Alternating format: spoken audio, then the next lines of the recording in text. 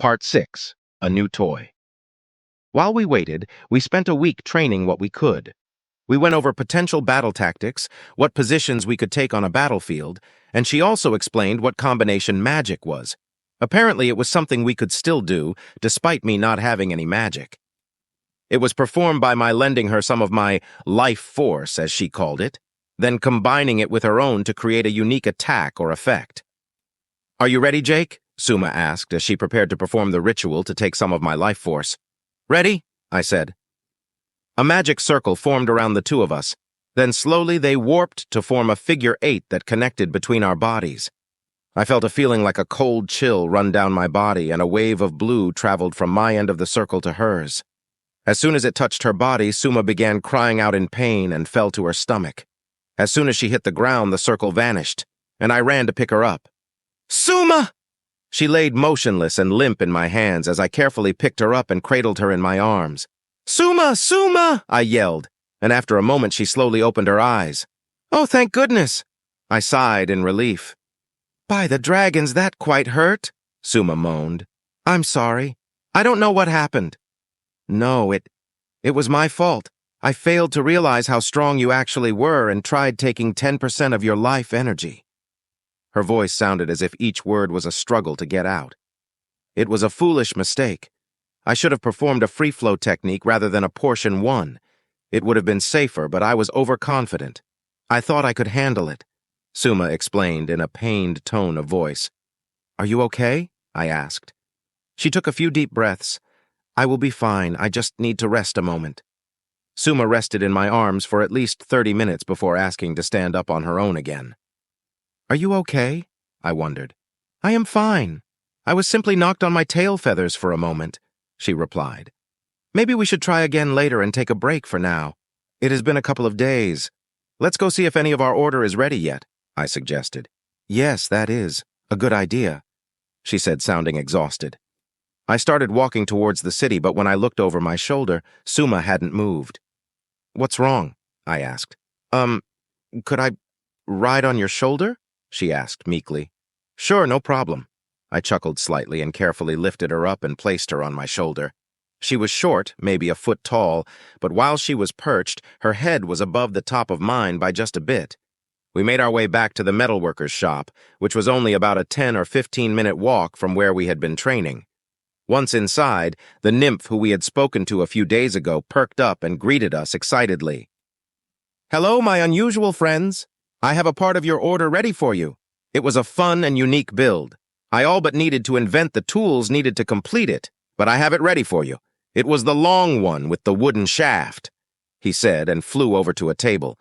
He reached down and dragged the wooden end of the spear to the edge of the table, grunting as he did.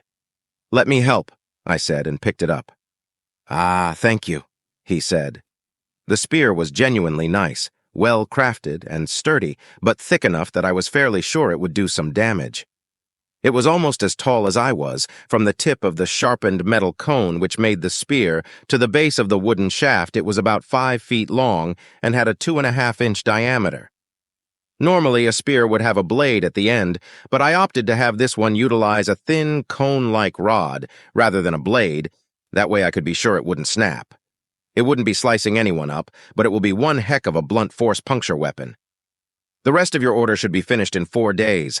I must say, I have had great fun making such unusual things," the nymph said. "Thank you," I said. As we were making our way out, the nymph gave me a tool to sharpen the spear's tip if it got dulled. It was some kind of stone with magic symbols carved into it. I thanked him, and we left to go back to training. During the walk back, I felt the balance of the spear, ran my hand over the sanded down wood, and examined the tip. It all seemed to be well made and ready for testing. Once we arrived back at the clearing we had been training in, I looked over at Suma. "Are you okay?" "I'm fine now," she said, and fluttered her way off my shoulder and onto the ground. "Let's see what this spear can do," I said. "That tree might make a good practice target," Suma suggested. I walked over to a large blue-barked tree with red leaves and readied my spear. I gripped it tightly in both hands, then thrust it forwards into the trunk of the tree. With a loud thwack, I chipped of a bit of bark and dug a full 2 inches into its side with the tip. I gave the spear a good jerk and wrenched it free. I examined the hole in the wood, then glanced over the spear to check its condition. There was no visible damage on the metal, so I repeated the test a few more times until I was satisfied that the spear wouldn't break during combat. I do not know much about this kind of weapon, but I must say I am nonetheless impressed, Suma stated. It did well, I told Suma. No scratches or dents, and the tip is still intact. I'd say it passed with full marks. It seems to be a devastating weapon. Tell me, what monsters must reside on your world to have need of such a ferocious tool? Well, there are bears and wolves, beasts like the borogs, but I'd bet it was developed to fight other humans. So your species has many wars as well? Oh yeah, all the time. In fact, I'm not sure there has ever been a time in our history when a war wasn't being fought, I said. Never? Suma asked quietly, shocked. Not to my knowledge, I answered. I looked at the spear and had a thought. Man, where am I going to keep this thing? Your house can't be big enough to store it. Suma shifted her weight on her perch. Yes, I am afraid my home is much too small, but storage should not be a problem. I know a spell that can help. Really? I asked.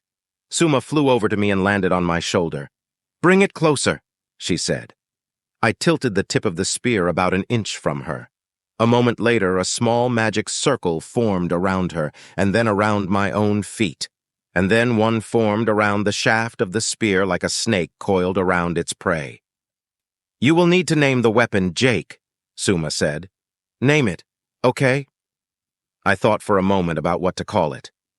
Destiny, I said, and the magic circles changed from a brilliant blue to a burning red, then faded away.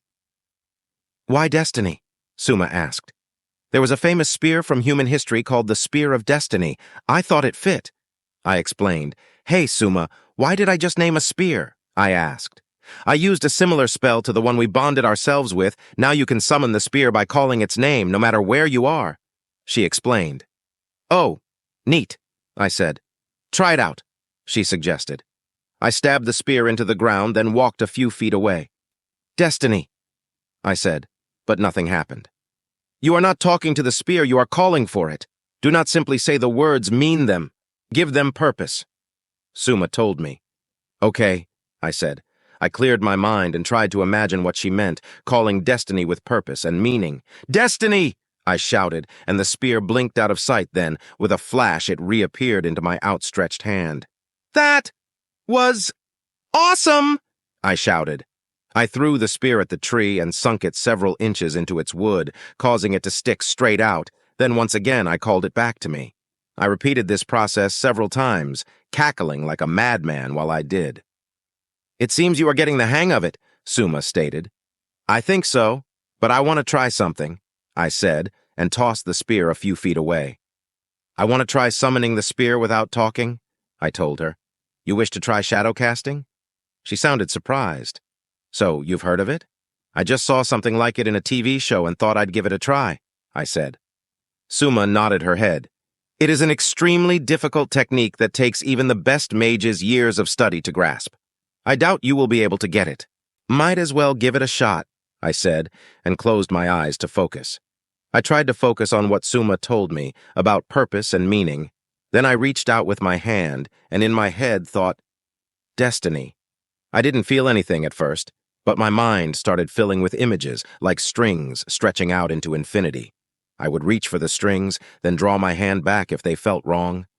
Then I saw it, as clear as day in my mind, a red string. In my mind, I reached out and grabbed it, then pulled as hard as I could. Once again in my mind, I called out for my spear and clenched my outstretched hand around a familiar wooden shaft. You did it, Suma whispered.